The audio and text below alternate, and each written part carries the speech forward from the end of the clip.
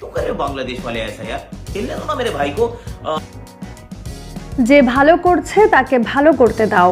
সামনে বড় অকশন, মুস্তাফিজের অনেক টাকা কামানোর সুযোগ রয়েছে। বাংলাদেশের মনে হয় মুস্তাফিজের ওয়ার্কলোড ম্যানেজমেন্ট না হলে বাংলাদেশ বিশ্বকাপ উঁচিয়ে ধরতে পারবে না। এবার মুস্তাফিজকে নিয়ে বিসিবিকে একেবারে ধুয়ে দিলেন ধারাভাষ্যকার আকাশ চোপড়া।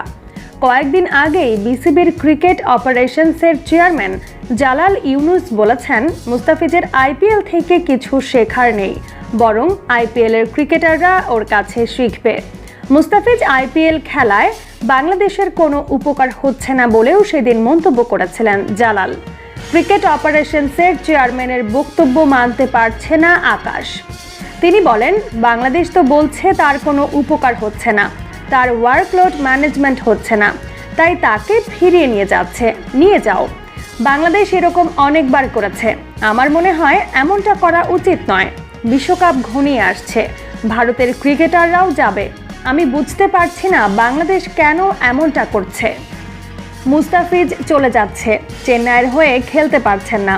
এই ম্যাচে তাকে পাওয়া যাবে, তবে অল্প কিছুদিন তাকে আর পাওয়া যাবে না। বাংলাদেশ কেন এমনটা করছে? আমার ভাইকে খেলতে দাও না। চেন্নাইয়ের কিছুটা ক্ষতি হবে, তবে বাংলাদেশ যেমন করছে তাতে মনে হচ্ছে মুস্তাফিজ জিম্বাবুয়ে সিরিজ না খেললে তাদের হাত থেকে বিশ্বকাপ ছুটে যাবে। ভারত কিংবা বিশ্বের বড় বড় বোলাররা আইপিএল খেলে বিশ্বকাপ খেলতে পারলে মুস্তাফিজ কেন পারবে না?